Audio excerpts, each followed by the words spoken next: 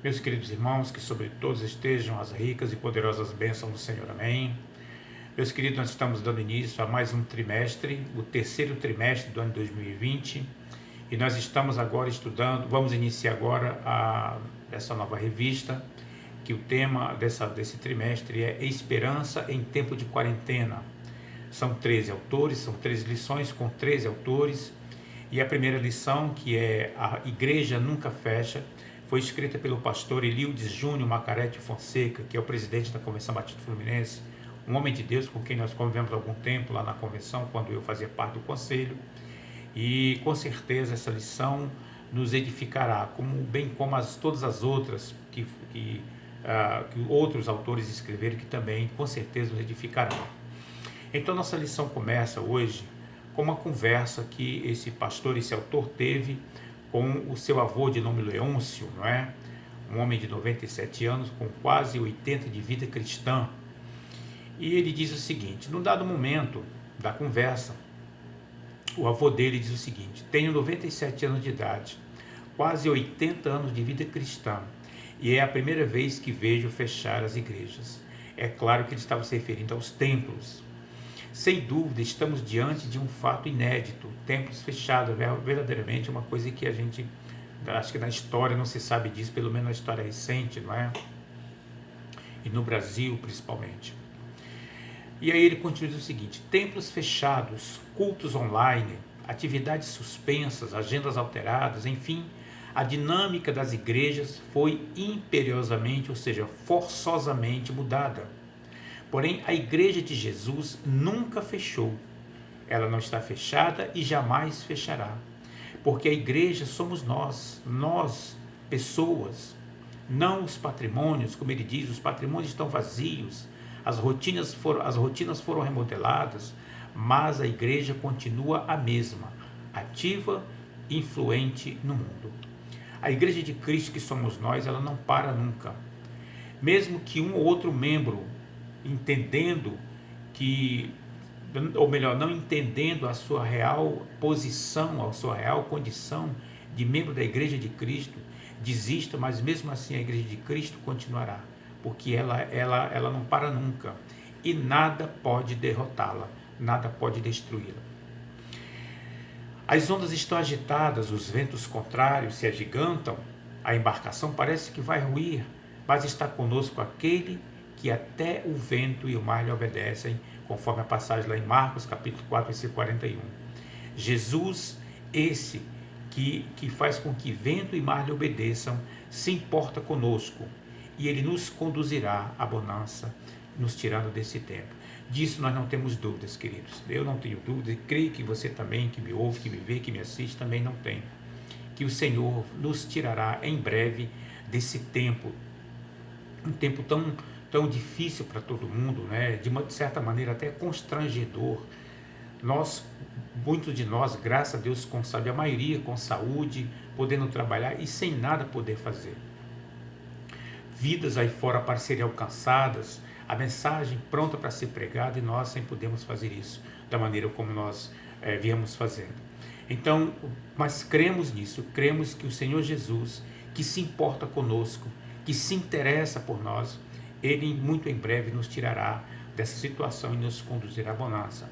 E diz o autor aqui, é questão de tempo, em breve tudo voltará à normalidade e estaremos juntos sem restrições.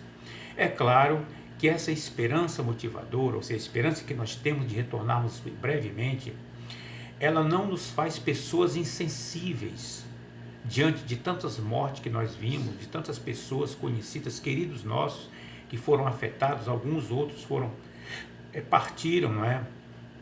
Enfim, mas essa esperança que nós temos de que em breve voltaremos não nos faz pessoas insensíveis. E nós temos, como membros da Igreja Batista Primeiro Seminário, temos orado por pessoas, não é? Agora mais recente, pela irmã Heloíde, sua filha, não é? Que estão com esses sintomas. Então isso não nos torna pessoas insensíveis, mas na verdade nos torna pessoas ansiosas, né? Podemos dizer assim, para retornarmos às nossas atividades, não é? Como Igreja do Senhor Jesus, não simplesmente para estarmos no templo, mas para irmos ao templo, nos prepararmos para irmos para fora pregar a mensagem. E ele diz assim: lamentamos profundamente as vidas ceifadas e rogamos a Deus pelas famílias. A solidariedade fala mais alto, porém não é incompatível e não se propõe a abafar a euforia dos nossos corações que esperam no Senhor e cujas forças são renovadas. Isaías 40:31. Nesse tempo nós estamos realmente, como se nos alimentando, não é, para retornarmos mais fortes, mais vigorosos para o trabalho que nos aguarda. Então, que nesse tempo, usemos esse tempo, como disse o pastor Carlos, no culto do dia de aniversário da igreja, que é uma excelente oportunidade para nos edificarmos, para lermos a palavra, estudarmos a palavra, melhor dizendo, não simplesmente lê-la, mas estudarmos a palavra, para que essa palavra produza em nós aquilo que nós precisamos entender de quem somos, aonde estamos e quem pertencemos.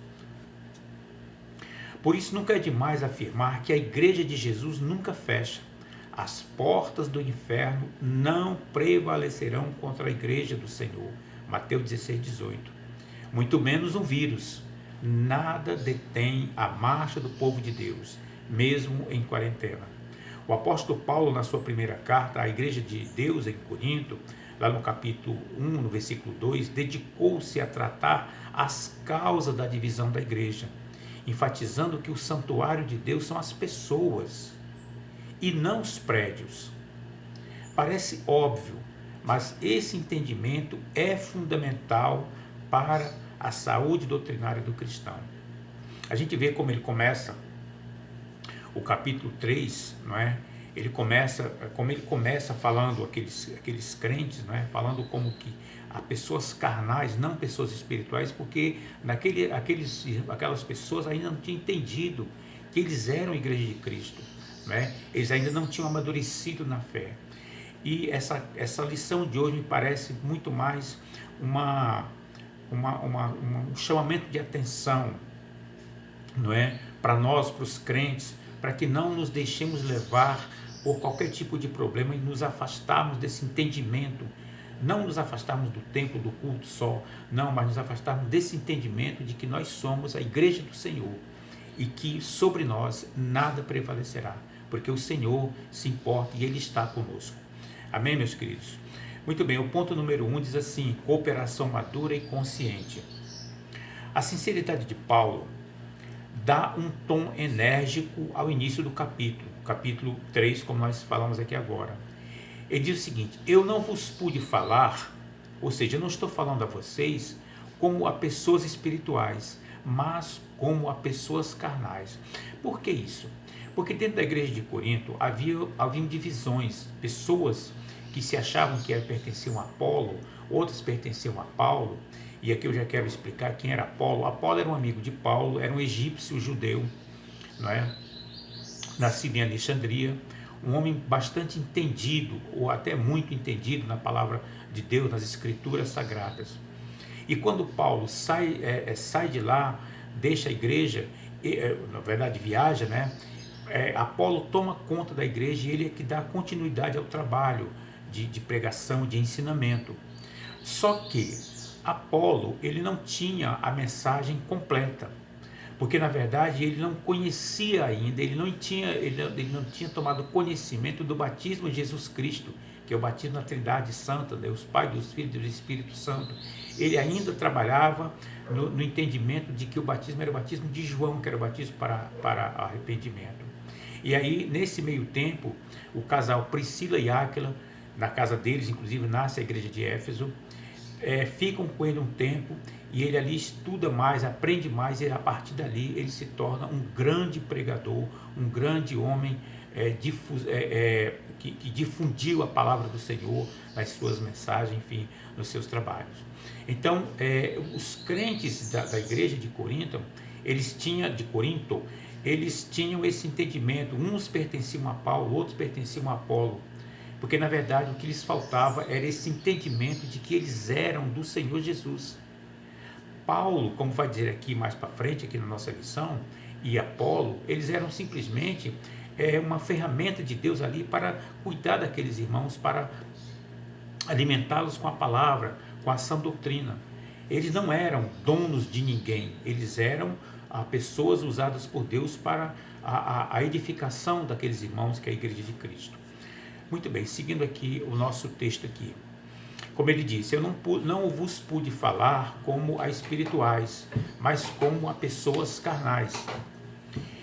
Ele acentuou, ou seja, Paulo acentua a diferença entre aqueles que compreendem as verdades espirituais, ou seja, aqueles que já têm o Espírito que os domina, né, que habita neles, e aqueles que não compreendem, pois não conseguem pensar além da vida terrena. Aqui há a diferença, não é? Quando ele fala de carnais, são aquelas pessoas que ainda não estão, não entenderam que o Espírito Santo habita em nós, habita naqueles que entregaram as suas vidas a Cristo. Eles ainda tinham as suas práticas, eram práticas do mundo, o entendimento deles ainda estava ligado às coisas do mundo e não às coisas de Deus. Por isso que Paulo diz que falava com eles como a carnais e não como espirituais. Por exemplo, aí o autor continua aqui dizendo o seguinte: por exemplo, achar que só podemos servir a Deus nos templos, isso aqui serve para nós. Essa palavra aqui, que foi dada lá, serve para nós aqui. Achar que só podemos servir a Deus nos templos é prova de imaturidade espiritual. Buscar manter-se fiel somente quando o templo está acessível, está aberto, está funcionando, é enganar-se a si mesmos. Pela carnalidade que imperava na igreja de Corinto, que estava mergulhada no partidarismo, afogando-se em inveja e discórdia, havia aqueles que se declaravam de Paulo e os que se declaravam de Apolo. Ou seja, eles não focavam, eles não estavam com foco voltado para o fim da vida deles, ou seja, para o objetivo da vida deles ali. Estavam se perdendo naquele meio ali, naquela convivência ali, que nada tinha de espiritual. Pois Paulo e Apolo foram apenas instrumentos nas mãos do Senhor. O único nas mãos do Senhor, que é o único que poderia dar crescimento à plantação iniciada por um e regada por outro. É o que acontece conosco hoje, meus irmãos. Muitos dos nossos irmãos ainda não entenderam que o pastor da igreja, ele não é o dono da igreja, o dono do rebanho. Ele é um cooperador, ele é uma ferramenta de Deus para cuidar daquelas pessoas que estão ali, que é a igreja de Cristo, porque ele também é da igreja de Cristo. Só que ele tem uma posição de cuidado, seja um cuidador, aquele que conduz o rebanho aos pastos verdejantes para o alimento, aquele que provê o alimento. Daí a palavra pastor, que vem da palavra pasto. Então, muitos crentes ainda entendem que quando o pastor sai de férias, eu também saio, eu não preciso ir à igreja. Só vai à igreja se o pastor estiver lá. Não, meu irmão. Independente do pastor, independente da igreja estar com ou sem pastor, nós continuamos sendo igreja de Cristo. E por isso temos que continuar o nosso trabalho. Aquele que trabalha ensinando, que continue ensinando. Aquele que trabalha evangelizando, que continue evangelizando. Aquele que trabalha na música, que continue trabalhando na música. Aquele que trabalha na ação social, que continue na ação social. Nada pode parar. Porque o líder, o pastor, é Deus quem dá. E Deus dá e Deus tira. Porque o pastor não é o pastor da igreja. Ele é pastor do Senhor. E Deus o coloca onde Ele quer. Daí a necessidade que nós temos de entender isso. O pastor é uma ferramenta de Deus para a obra naquela localidade, onde Deus quer que ele esteja. Não importa onde, por isso que pastor não tem local, ele não pode escolher o local. Ele é uma pessoa que está nas mãos de Deus. Não somente ele, a sua família também. E eu estou falando dos pastores, estou falando do pastor Márcio, que também é. Ele está ali na igreja, o pastor Márcio, por exemplo, está na igreja do Centenário, porque Deus quer que ele esteja ali nesse momento. Mas no momento que o Senhor quiser, o Senhor tira ele dali e leva para onde ele quiser. Porque ele é pastor do reino. E está a serviço da igreja na localidade onde ele está. Mas antes de tudo, ele é pastor do reino. Pastor da igreja de Cristo. Ele pastoreia as agências da igreja de Cristo, ou a agência da igreja de Cristo, aqui nesta terra onde Deus o colocar. Daí esse entendimento ser tão importante que a gente tenha, para que quando a igreja, se enfrentar alguma dificuldade, ela não caia, não enfraqueça, não se esvazie. Não, irmãos, precisamos ter cuidado com isso. E essa lição de hoje é um chamamento de atenção para essa situação que acontece muito nas nossas igrejas. E ele diz aqui que aqueles crentes não focavam o fim, ou seja, o objetivo deles estarem ali. Eles estavam se deixando levar por o que estava acontecendo ali naquele momento ali. Paulo os encoraja, os chama a atenção, os ensina para a maturidade, pela consciência de que somos tão somente cooperadores de Deus. Ele usa duas imagens, lavoura e edifício. Cooperador é aquele, como por exemplo, falei aqui do pastor Márcio, ele cita aqui, nós somos cooperadores, nós, Paulo e Apolo, somos cooperadores, e vocês são a lavoura de Deus, né? Ou seja, onde Deus está plantando, né? E os cooperadores são aqueles que cuidam da lavoura para que ela dê os frutos que ela precisa dar. Muito bem, a ideia de estabelecer a comparação entre a igreja e uma lavoura é riquíssima. Lavoura nos remete à plantação, cultivo e colheita. Lavoura, ela precisa ser plantada, mas ela precisa ser cuidada para que ela dê os frutos que é a colheita. A igreja de Cristo é assim. Ela é plantada, ela precisa ser cuidada, por isso Deus envia um cooperador, que é um pastor, para cuidar, ou alguém conforme o querer dele, para cuidar daquela lavoura, para que ela cresça e dê os frutos. Outra imagem oportuna é comparar a igreja a um jardim. Porém, jardins são mais estáticos. O jardim, a função do jardim, na verdade, ela tem só como diz aqui, de adorno, ou seja, de mostrar beleza, né? Flores, etc. Nós somos lavoura de Deus. Aí diz aqui, um jardim é podado para manter uma imagem fixa de adorno, de beleza, né? De flores, etc. Uma lavoura é constantemente cultivada para produzir. E nós somos lavoura de Deus, precisamos produzir, meus irmãos. Precisamos produzir. Nós somos lavoura de Deus. Ele, como legítimo dono e provedor, se utiliza dos seus cooperadores, os Paulos, os Apolos, os Márcios e tantos outros pastores na plantação. Existem plantadores e cultivadores, mas só há a colheita porque Deus dá o crescimento. Todos nós somos trabalhadores, mas na verdade quem dá o crescimento é o Senhor. Amém, meus queridos? Ponto número 2, construção adequada e convicta.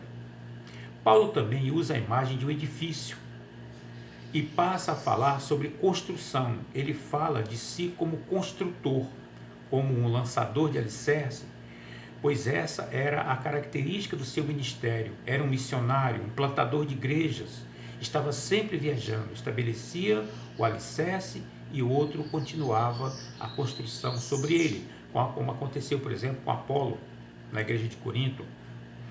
Por que edifício? Por que construção? Porque o edifício, a obra, né, a casa, ela é edificada para se manter firme. Ninguém vai edificar uma casa para cair, não é?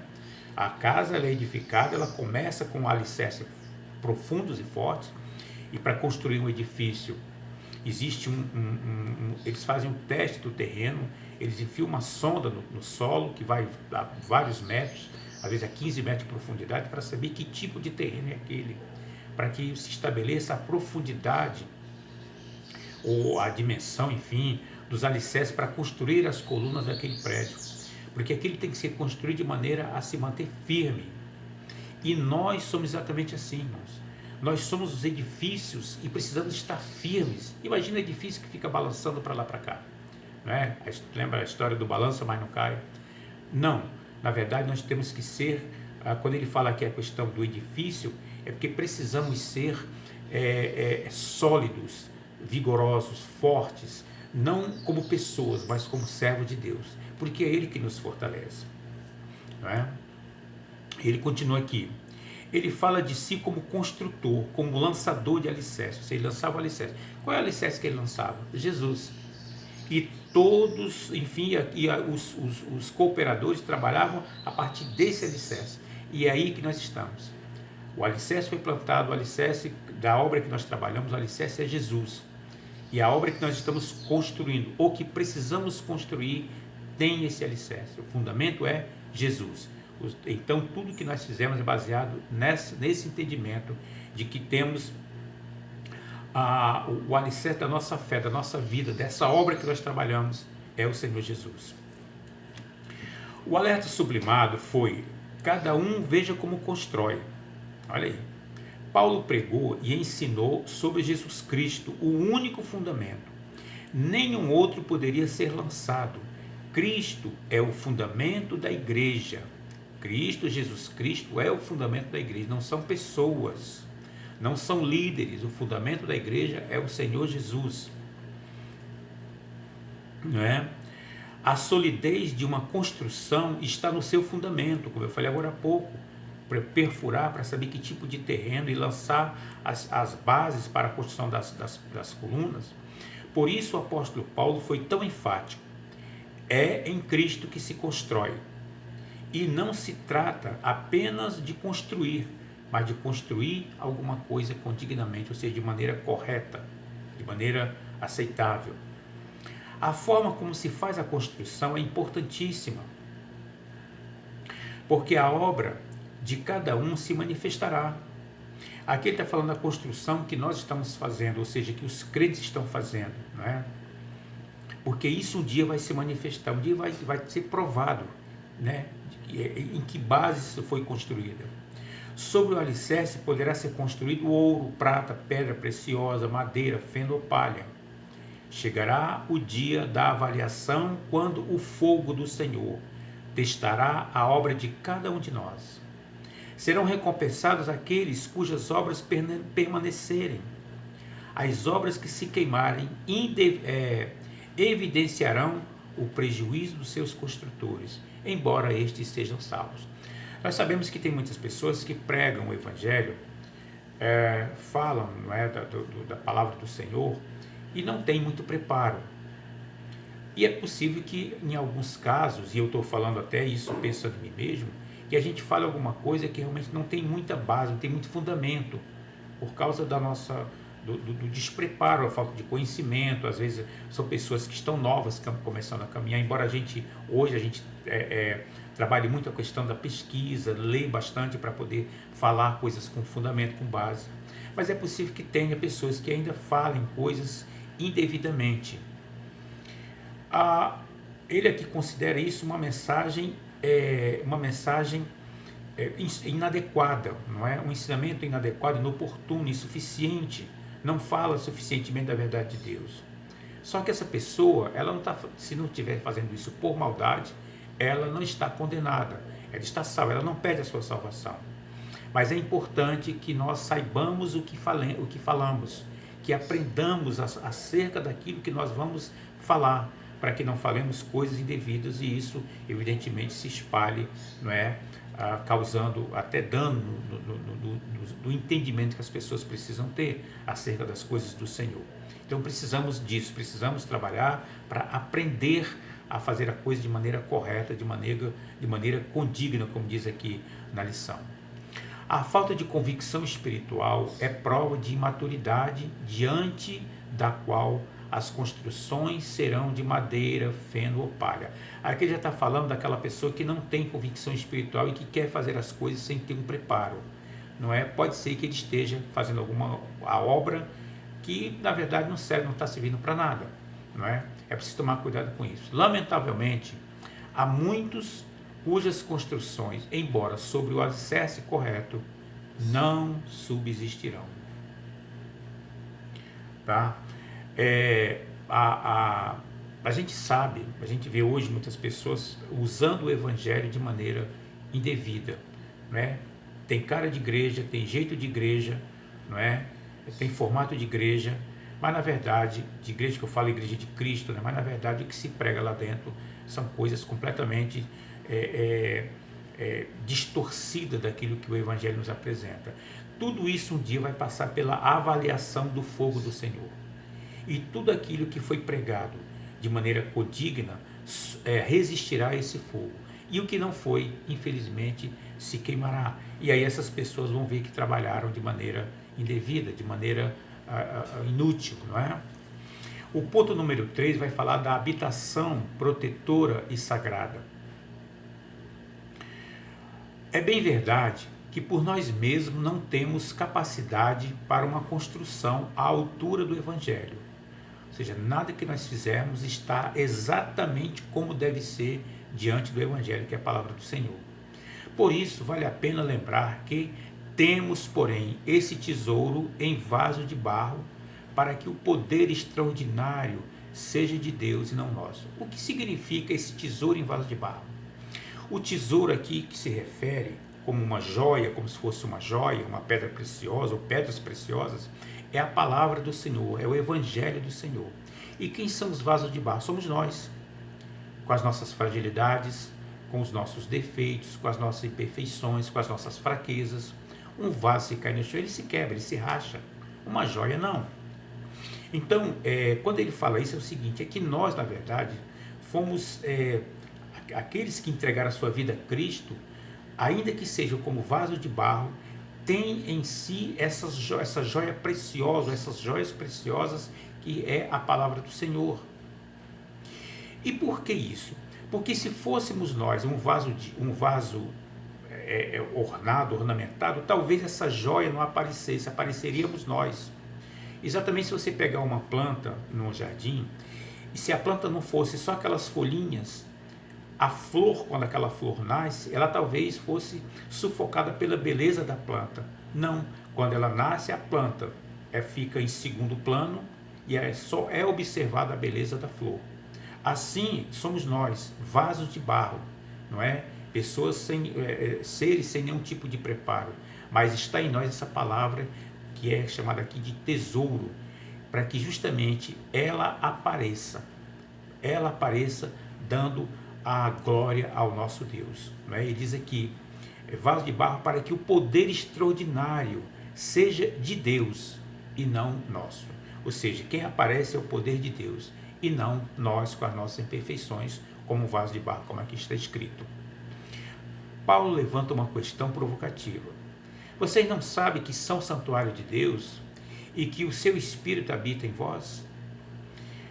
Quando ele fala, vocês não sabem que são santuário, ele está se referindo ao templo de Jerusalém, onde havia o local específico, que era o santuário onde estava a Arca da Aliança.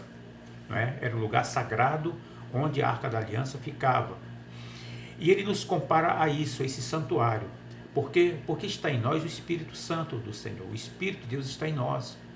Nós somos esse lugar sagrado, esse santuário onde o Espírito está, onde o Espírito habita. E ele diz, vocês não sabem ainda? Não entenderam isso? Isso serve para nós. Isso serve para nós hoje. Será que ainda existe no nosso meio pessoas que não entenderam que porque são morada do Espírito Santo, são a igreja de Cristo? Ainda olham para o templo e dizem que ali é a igreja de Cristo? Não. Ali se reúne a igreja de Cristo para o serviço de adoração, para o preparo, para sair e pregar a palavra. É ali que se reúne a igreja de Cristo, mas a igreja de Cristo somos nós, as pessoas, templos, morada do Espírito Santo. Amém, meus queridos? Vamos caminhando para o final, porque o tempo já avança aqui. Aí diz aqui, igreja é muito mais do que o templo. Igreja é gente habitada pelo Espírito Santo. Igreja é gente habitada pelo Espírito Santo. Pessoas que são a habitação do Espírito Santo. Por isso, a igreja nunca fecha. Prédios construídos e dedicados para adoração a Deus, por mais lindos e suntuosos que sejam, podem ser fechados e até mesmo destruídos. A igreja jamais. Uma das igrejas mais bonitas que eu já vi na minha vida, pelo menos das que eu conheço, foi a primeira igreja batista em Rio Bonito. Uma igreja muito linda, uma igreja construída com todo cuidado, não é? Uma obra muito bem feita, não somente na questão, enfim, na beleza do prédio, mas também dentro, na questão do tratamento, enfim, toda a estrutura muito, muito bonita. Mas aquela igreja agora está fechada, nesse tempo ela está fechada. Mas os membros? Os membros continuam membros da igreja de Cristo. Ninguém deixou de ser membro da igreja de Cristo, ou seja, ninguém deixou de ser a igreja de Cristo. O templo lindo, maravilhoso, como é o templo da Bíblia de Rio Bonito, está fechado. Mas os membros daquela igreja, assim como nós, os membros da Centenário, assim como os membros das igrejas batistas de Nilópolis e do Brasil e do mundo todo, do mundo não diria, mas do Brasil pelo menos, nós não deixamos de ser a igreja do Senhor Jesus. E ele diz, a proteção da igreja é o Senhor. Ele é o guarda de Israel, Salmo 121. A presença do fiel protetor faz do santuário, santuário, somos nós, algo sagrado. Amém, meus queridos? Esse ensino é recorrente na carta. Não sabeis que o vosso corpo é santuário do Espírito Santo que habita em vós, o qual tendes da parte de Deus e que não sois de vós mesmos? 1 Coríntios 6,10. A expressão que não sabeis é utilizada 10 vezes em 1 Coríntios, sempre para introduzir uma afirmação incontestável. Ué, vocês ainda não sabem? Ué, vocês são. Vocês ainda não sabem? Vocês são igreja de Cristo, não é? Como Deus ama a sua igreja. Trabalhar para destruí-la é chamar para si a disciplina divina. A presença protetora e sagrada age poderosamente, pois o nosso Deus é fogo que consome. Na segunda carta aos Coríntios, quando o apóstolo Paulo fala sobre santidade, ele volta ao assunto. E que acordo tem o santuário de Deus com os ídolos? Pois somos santuários de Deus, do Deus vivo. Como ele disse, habitarei neles e entre eles andarei. Eu serei o seu Deus e eles serão meu povo. Segundo os Coríntios capítulo 6, versículo 16. O autor aos Hebreus também discorre sobre esse tema, porque toda casa é construída por alguém, mas quem edifica todas as coisas é Deus. Moisés, como servo, foi fiel em toda a casa de Deus, para testemunho das coisas que seriam anunciadas, mas Cristo, como Filho, é fiel sobre a casa de Deus, casa que somos nós, pessoas, eu, que é você.